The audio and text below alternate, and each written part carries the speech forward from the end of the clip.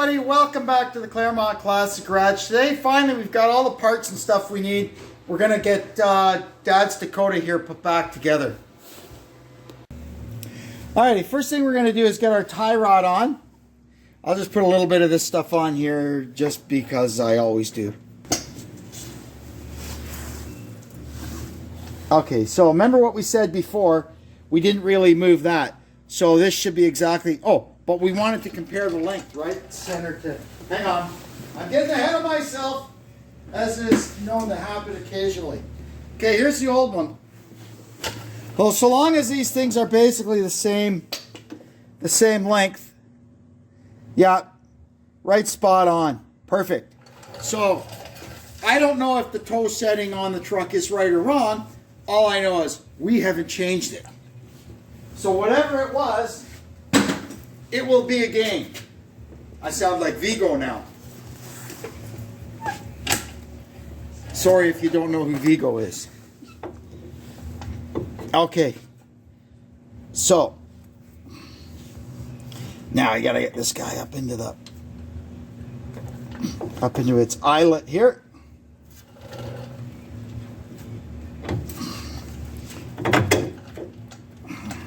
There. Oh, and I have to look up the torque spec for this because there'll be a torque spec. You torque it to whatever they say and then advance it to the next slot so you can get the cotter pea in. Give me a second. Can't find the spec in the book, so we're just going to wing it. Not the first time, so we're going to reef it up. And then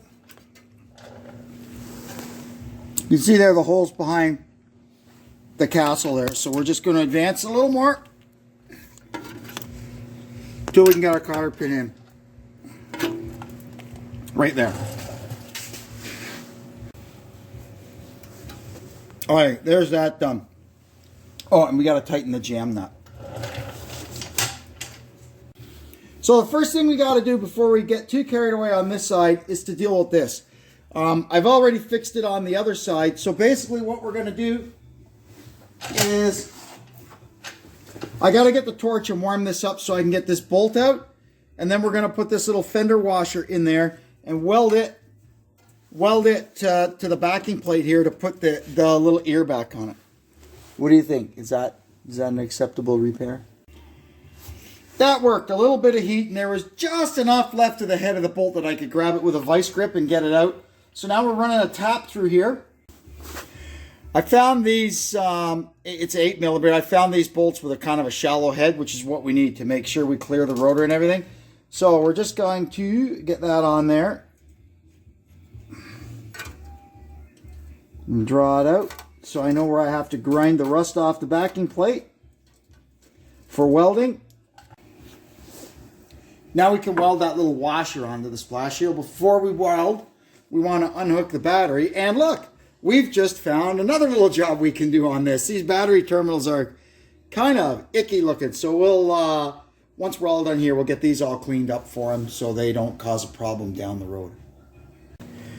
So there we are. It's not the prettiest welding job in the world, but this stuff was like paper thin. It was just, I was blowing holes through it all over the place. I had the welder on the lowest setting and it was still too much for it. But anyway, it's there. It's solid. The rest of it'll decay before that does.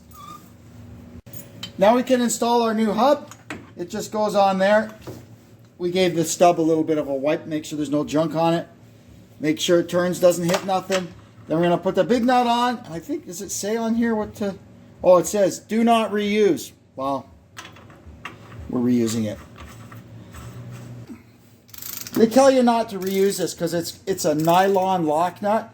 But I can feel that it's still got lots of lock left in it, so we're okay to reuse it.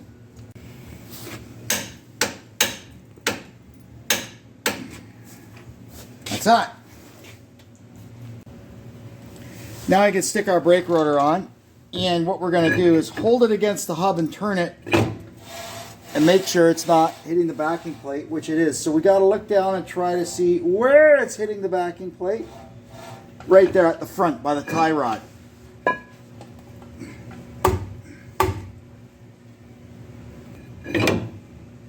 There, we got it.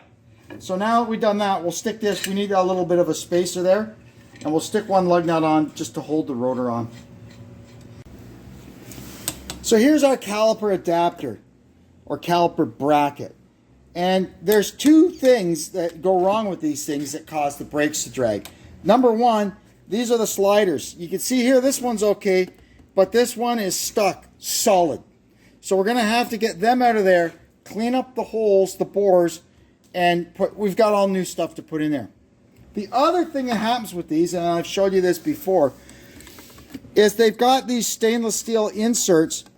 Number one, to give the brake pad something smooth to slide against. Number two, it's like an anti-rattler. That's a bit of a spring. And number three, it keeps the brake pad from wearing into this caliper adapter. Problem is, see all these rust scabs? They grow in behind that stainless steel, and they start squeezing on the brake pad, and it literally seizes the brake pad, so it can't move inboard and outboard. Basically, the brake pads can't release. Even though the caliper releases, the brake pads are still hanging on. So we're going to clean that all up, and I'll show you a couple of tricks. Look how stuck these things are in there. I have to belt them out with a hammer. Unbelievable. This stuff, good idea for California maybe. Not a good idea for the salt belt. Now we'll get this junk out of here. They're like stuck in there. There's so much rust. Now I'll get the sliders out. This one comes out easy. That's the one with the rubber. This one here is the one that's metal on metal. And it's stuck in here. Hopefully we don't have to heat it up to get it out. Sometimes you can just, oh, there it goes. It was just stuck in place. It wasn't really stuck. But anyway, stuck is stuck. So now what we're going to do, we're going to get some files, and we're going to file this crap all out of here. Everywhere where those stainless steel things touch, we're going to file and get it cleaned up.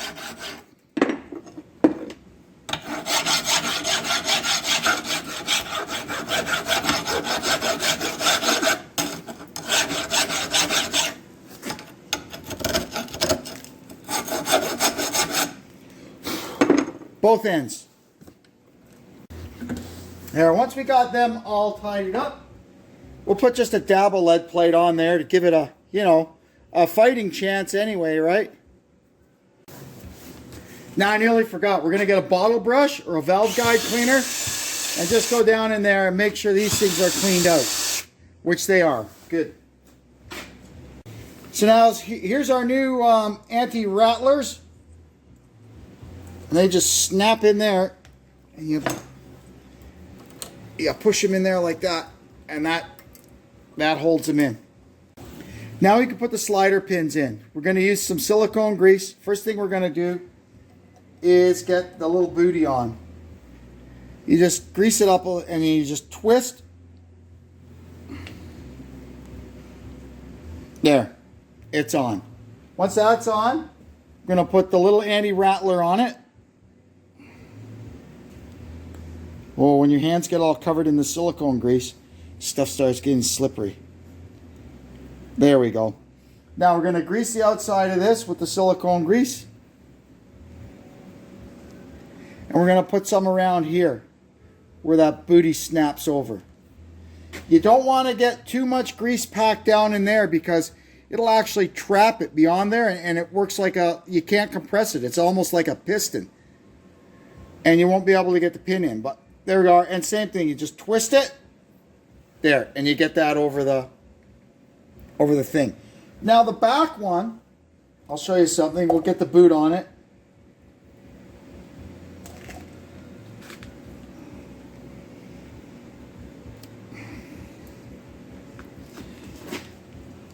You'll see here the aftermarket has learned a little bit and taken 3 sides of it off to try and stop these things from seizing. You'll see this original one is completely round. And these things, I've had to take the torch to these things to get them out. But this one, not so bad. Anyway, same procedure as the other one. We'll get a little stuff on there, and a little stuff on there. And in she goes.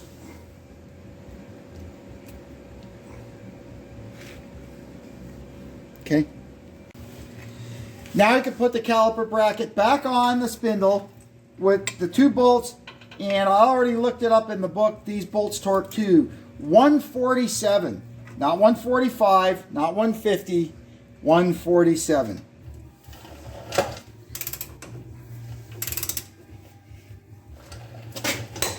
There we go. So here's our brake pads. Now what I do with these is I go over to my bench grinder and I grind a little bit off all 3 of these surfaces to hopefully prevent them from getting hung up in here when the scabs start building up behind these stainless things.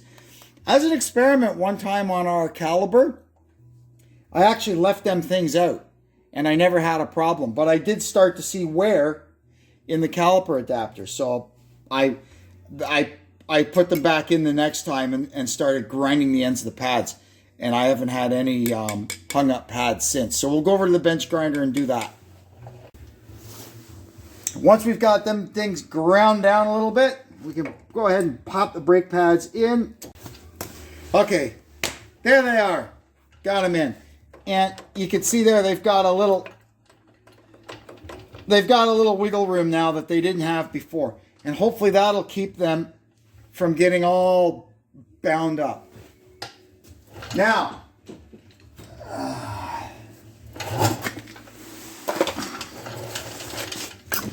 we're going to squeeze back the caliper pistons.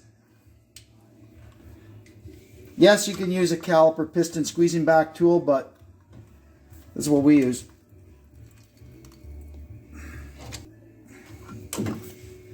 Both pistons pushed back in. Now we're going to get our new bolts. I think we have new bolts. And we're going to hang our caliper back on the car, the truck.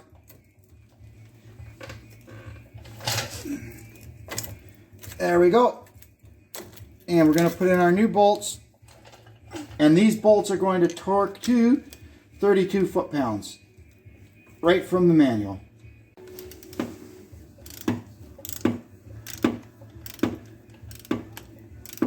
Oh, there we go. Just going to click sync.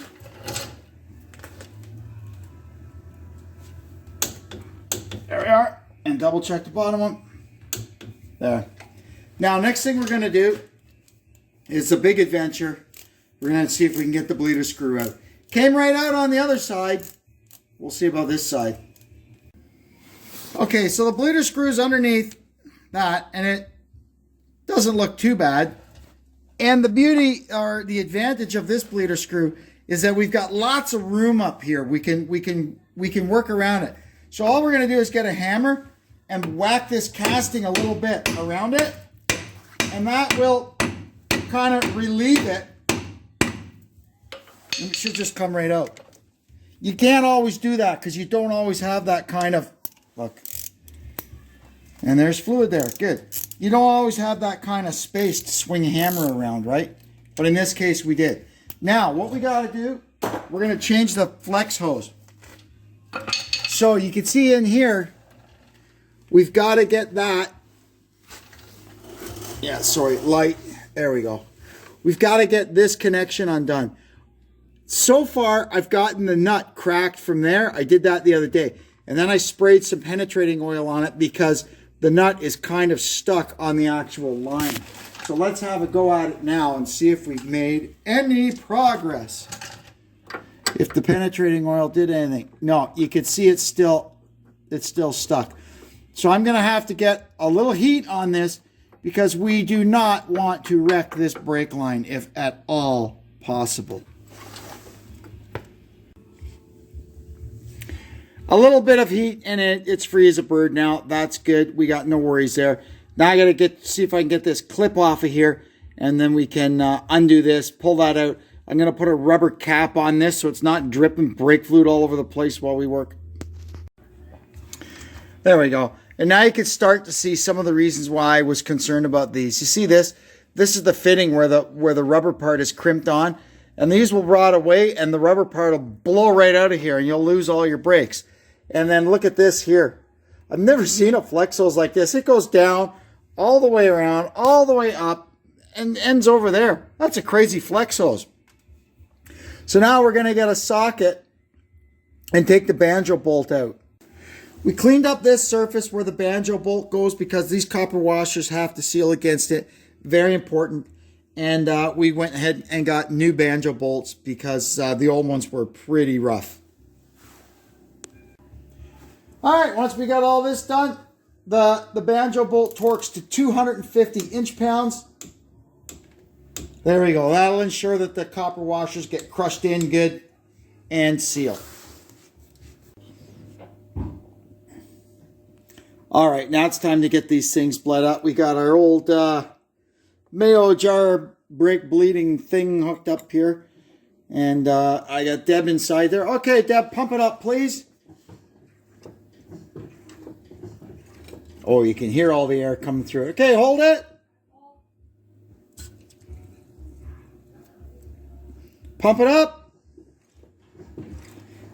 Now I can see in there that the piston's moving and releasing. Hold it.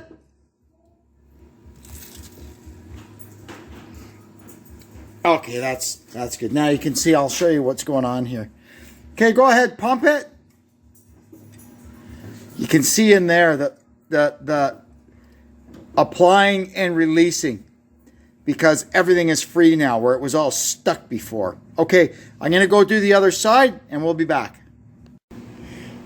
Last thing with the brakes is making sure we've got our master cylinder topped up with fluid, and we did that. And having grease fittings on your replacement parts, like these upper ball joints here,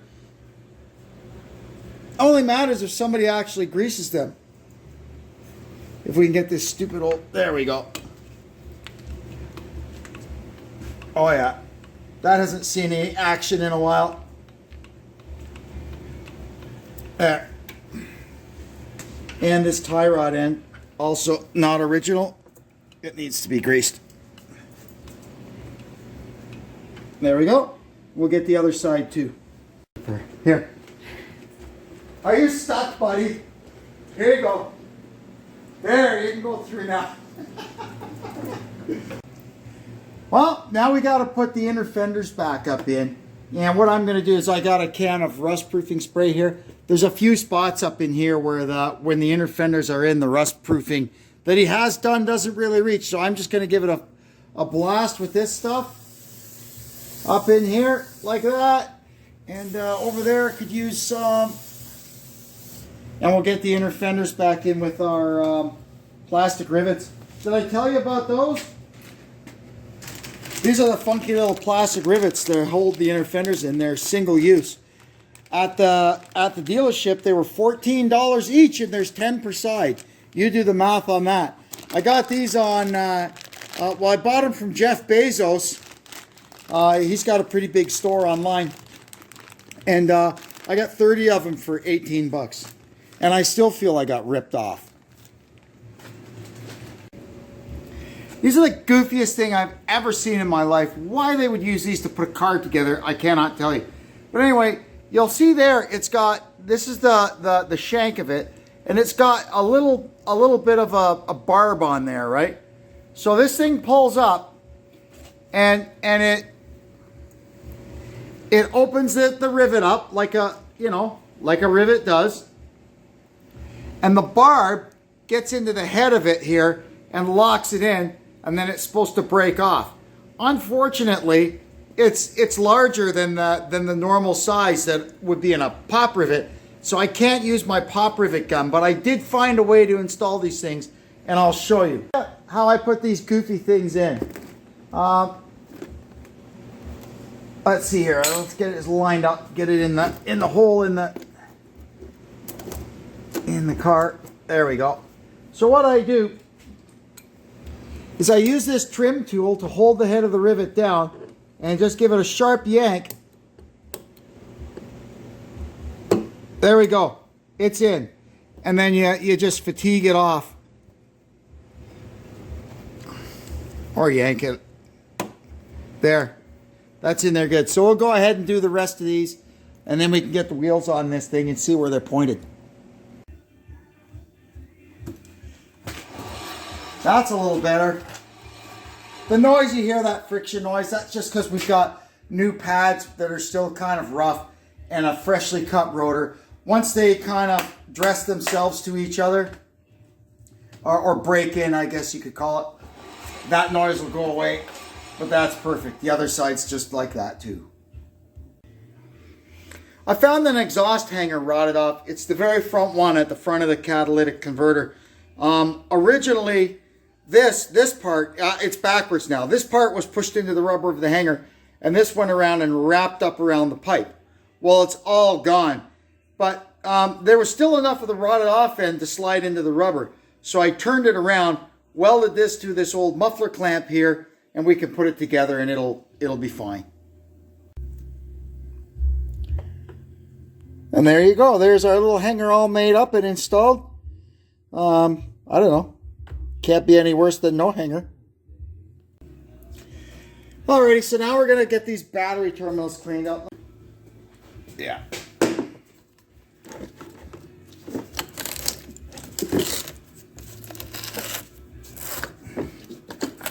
Try the wire brush one first. Yeah, that's good. Then we'll get the terminals cleaned out.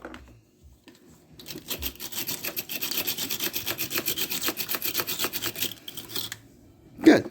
Then we'll put some copper shield on them and put them back together. Alrighty, that looks a lot better. Now I'm going to drop it down and we could check the toe. If you're going to check the toe in your garage, this is all you need. I've got some fancier turn plates, but really, 2 pieces of plastic, 2 pieces of steel, 2 linoleum tiles, it doesn't matter. You put them face to face, you can put a drop of oil in between them if you want. You just put them underneath the wheels, and that'll help you reduce the friction, because if you just do this on cement and you're wiggling the wheel back and forth to settle things in, and you, even if you just lower it off the jacks, the wheels will be really cambered in bad, and they won't be able to settle down because there's too much grip on the floor. And same thing when you're adjusting the toe. You want to fiddle with the toe and wiggle the steering wheel back and forth a couple of times to settle everything in. You can't do that if it's right on the cement. It won't let you. You'll get an inaccurate reading. So we're going to do it like this. We'll drop the truck down on it and get out the toe plates. All right, once we got it settled down, we're just going to jiggle the wheel back and forth. You can see our homemade turn plates turning. All right, and now we're going to see kind of where the wheels are pointing. So this is our little caster camber gauge. It clamps onto the wheel. First thing you got to do is make sure it is perfectly plumb. Now it's off a little bit.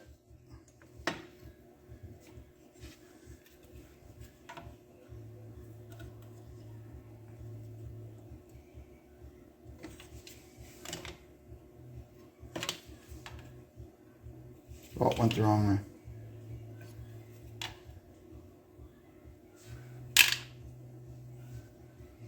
Okay, that clamps on and locks like that. So now this thing is perfectly plumb. So what we do first is we're gonna check the caster first, because that's the first thing you check, that's the first thing you adjust. At least on control arm cars. So what we do is we turn the wheel 15 degrees out. All right, and this is your gauge. You use a yardstick against that.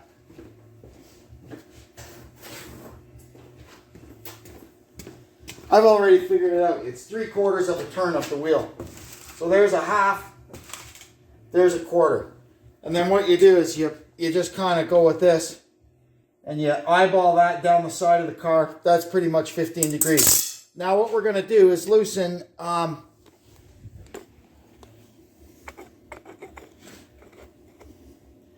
there's a little screw here. We're going to loosen that screw. Let me lower this so you can see a little bit. There.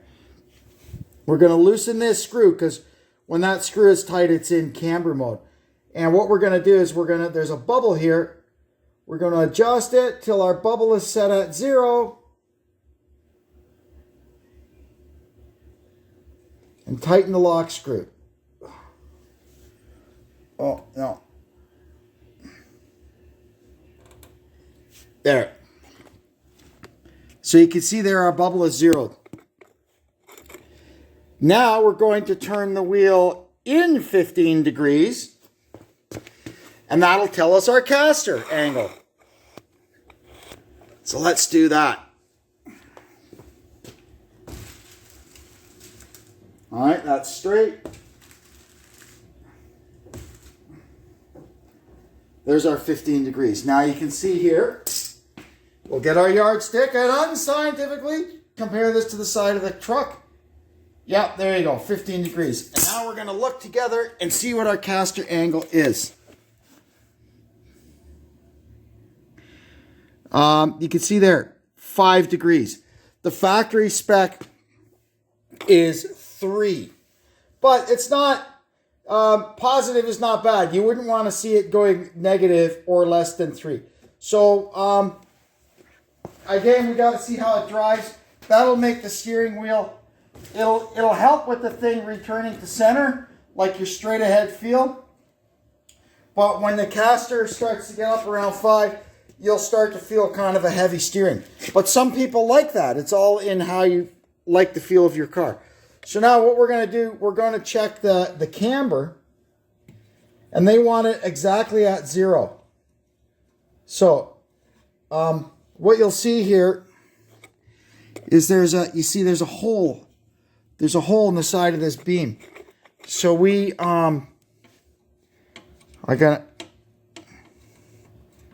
there we go. In goes our screw. Good. And now we check the camber side of the scale, and it is exactly 0. Exactly what it's supposed to be. It's actually, it might be -1/4. I'm going to call it -1/4. And the factory spec is 0 ± 1/4. So that is right bang on what the factory wants. So I'm going to go ahead and check the other side, and I'll be back with a report. You can see on this side our caster is about 4 3/4. So that's basically the same as the other side. It's within the factory, side to side tolerance. So now we'll straighten the wheels out and check the camber on this side. All right, you can see here we've got -0.5 degree camber on this side.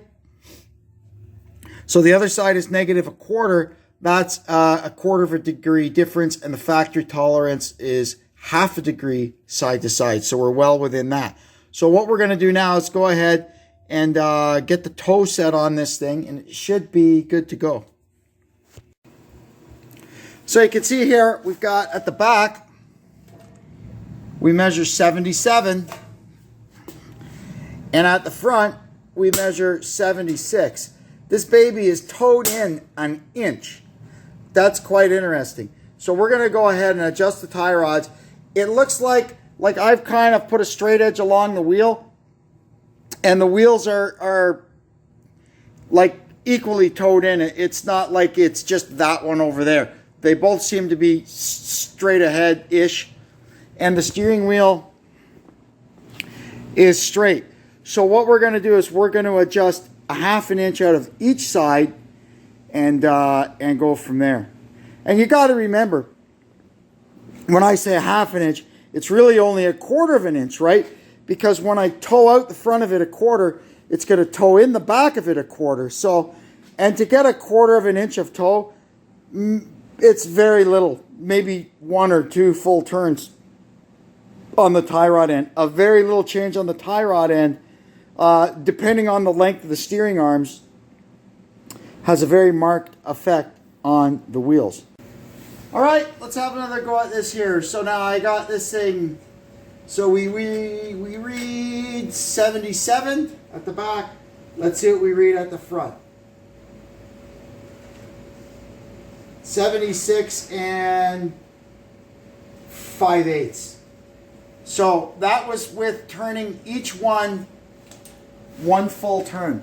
So I'm going to give them both 3/4 of a turn now and see if that gets us in the ballpark. What we're shooting for is exactly 0 to a hair in. And that's getting like hard to do with like that sort of accuracy with stuff like this. We can get it really close, and that's about it, and then fiddle with it from there, I guess, if you decided you had to. With these rack and pinions, you can set them way closer to zero than you could with the old linkage front ends, you know, with the center link and the idler arm and the tie rod ends, because there's so much flexing and moving around. You have to toe them in like a 1/16 of an inch to get them to run straight when they're driving. But these rack and pinions, you can pretty much set them dead at zero, and that's where they stay.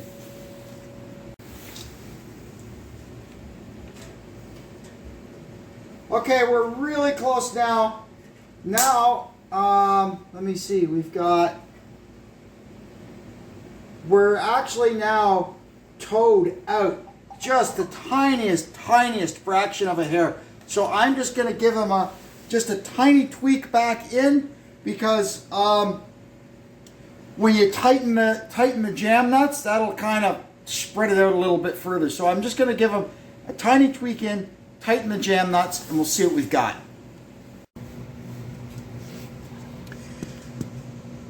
You can see there how much we moved the tie rod on each side to change the toe by an inch. Anyway, let me get this guy locked down, and then we'll double check our adjustment. Alrighty, that did it. I can't give you an actual incremental value, but it's either dead straight or towed in just a cat whisker. So that's exactly what we want. Last thing we got to do is give it a good road test. But that ain't happening today. Alrighty, let's just assume for argument's sake that our road test went well and the truck is back down at Dad's place and he's driving it every day. I'm going to wrap this one up now. I think it's gone kind of long, but I had a lot of stuff to show you. Anyway, I'd like to thank you for tuning into our channel. We're building and building and building and building, and I can't do it without you guys, so thanks again. Anyway, I'll catch you next time, and until then, I'm Kevin and Cooper and Nugget, wherever he is, saying so long from the Claremont Classic Garage.